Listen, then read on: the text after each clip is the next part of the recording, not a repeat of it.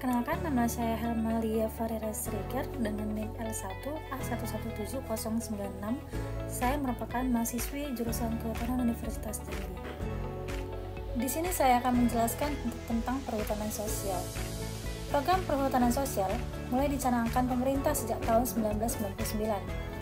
Agenda nawacita pemerintahan 2014-2019 membuka akses kepada masyarakat sekitar hutan untuk terlibat secara langsung dalam mengelola dan memanfaatkan kawasan hutan dalam 5 besar bernama perhutanan sosial.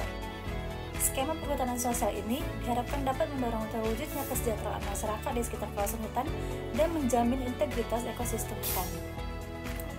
Ketentuan yang menjadi payung berlakunya program perhutanan sosial terdapat dalam beberapa peraturan perundang-undangan, diantaranya Undang-Undang Nomor 11 Tahun 2020 tentang Cipta Kerja, Peraturan Pemerintah Nomor 23 Tahun 2001 tentang Penyelenggaraan Kehutanan, dan Peraturan Menteri Lingkungan Hidup dan Kehutanan Nomor 9 Tahun 2021 tentang Pengelolaan Perhutanan Sosial.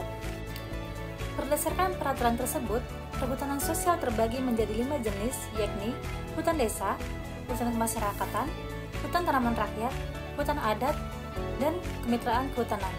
Kelima jenis perhutanan sosial tersebut dapat dibedakan dalam tabel perbandingan di bawah ini. Dapat dilihat ada 5 skema perhutanan sosial. Yang pertama ada hutan desa.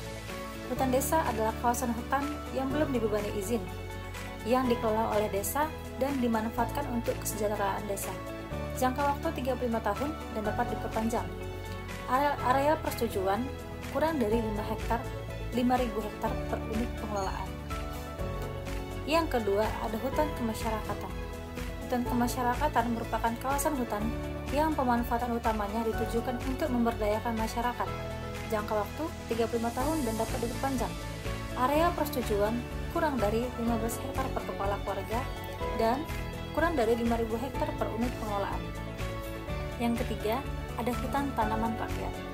Hutan tanaman rakyat merupakan hutan tanaman pada hutan produksi yang dibangun oleh kelompok masyarakat untuk meningkatkan potensi dan kualitas hutan produksi dengan menerapkan sistem silvikultur dalam rangka menjamin kelestarian sumber daya hutan. Jangka waktu 35 tahun dan dapat diperpanjang. Area persetujuan kurang dari 15 hektar per kepala keluarga dan 5.000 hektar per unit pengelolaan. Yang berikutnya adalah hutan adat. Hutan adat merupakan hutan yang berada di dalam wilayah masyarakat hukum adat atau MHA dan dikelola oleh MHA. Dan hutan ini tidak memiliki jangka waktu. Yang terakhir adalah kemitraan kehutanan. Kemitraan kehutanan merupakan persetujuan kemitraan yang diberikan kepada pemegang perizinan berusaha pemanfaatan hutan atau pemegang persetujuan penggunaan kawasan hutan dengan mitra atau masyarakat untuk memanfaatkan hutan pada kawasan hutan lindung atau kawasan hutan produksi. Jangka waktu disesuaikan dengan masa berlakunya perizinan berusaha pemanfaatan hutan dan masa berlakunya persetujuan penggunaan kawasan hutan. Yang berikutnya saya akan menjelaskan tentang Permen LHK Nomor 9 Tahun 2021. Bab 1, Ketentuan Umum. Pasal 1.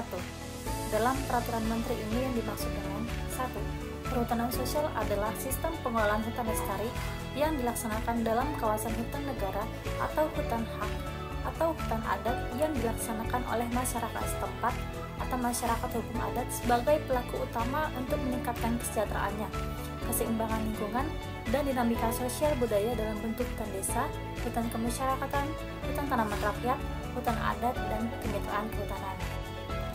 2. Hutan desa yang selanjutnya disingkat HD adalah kawasan hutan yang belum dibebani izin yang dikelola oleh desa dan dimanfaatkan untuk kesejahteraan desa. 3. Hutan kemasyarakatan yang selanjutnya disingkat HKM adalah kawasan hutan yang pemanfaatan utamanya ditujukan untuk memberdayakan masyarakat. Yang keempat, hutan tanaman rakyat yang selanjutnya disingkat HTR adalah hutan tanaman pada hutan produksi yang dibangun oleh kelompok masyarakat untuk meningkatkan potensi dan kualitas hutan produksi dengan menerapkan sistem silvikultur dalam rangka menjamin kelestarian sumber daya hutan. Yang kelima adalah hutan lindung adalah kawasan hutan yang mempunyai fungsi pokok sebagai perlindungan sistem penyangga kehidupan untuk mengatur tata air, mencegah banjir, mengendalikan erosi, mencegah intrusi air laut, dan memelihara kesuburan tanah. Yang keenam, hutan produksi adalah kawasan hutan yang mempunyai fungsi pokok memproduksi hasil hutan. Yang ketujuh, hutan konservasi adalah kawasan hutan dengan ciri khas tertentu yang mempunyai fungsi pokok pengawetan keanekaragaman tumbuhan dan satwa serta ekosistem. Yang kedelapan, hutan adat adalah